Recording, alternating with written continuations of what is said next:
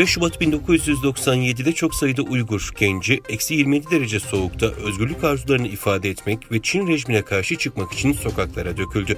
Ancak eylemleri bastırıldı. Bu bağlamda dünyanın dört bir yanındaki Uygurlar 5 Şubat'ta Gulca katliamının 27. yıl dönümünü anma etkinlikleriyle andı. Avrupa'da Almanya, Hollanda, Belçika, Norveç gibi ülkelerde, Amerika Birleşik Devletleri'nde, Türkiye'de ve Orta Asya Cumhuriyetlerinde anma etkinlikleri ve gösteriler düzenlendi. Almanya'nın Münih kentinde Çin konsolosluğu önünde, Amsterdam'daki Dam Meydanı'nda, Avrupa'nın kalbi Brüksel'de ve New York'taki Times Meydanı'nda gösteriler ve basın açıklamaları yapıldı. 5 Şubat'ta Kırgızistan'ın Celalabad kentinde toplanan İttifak Cemiyeti üyeleri Gulca şehitlerini anmak için dua etti. Dünyanın dört bir yanındaki Doğu Türkistanlı ve Uygur sivil toplum kuruluşları yayınladıkları basın açıklamalarıyla 5 Şubat 1997'de işgal altındaki Doğu Türkistan'ın Gulca şehrinde katledilen Uygur şehitlerini andı.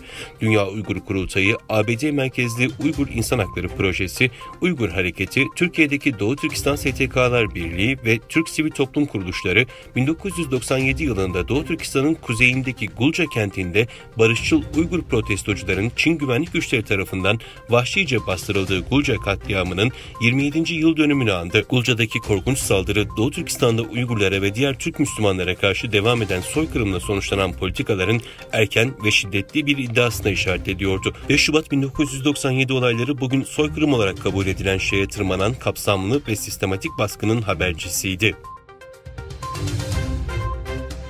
Çin'in başkenti Pekin'de mahkeme 5 yıl önce tutuklanan Avustralyalı yazar Yang Hangjun'u casusluk suçlamasıyla ertelemeli idam cezasına çarptırdı.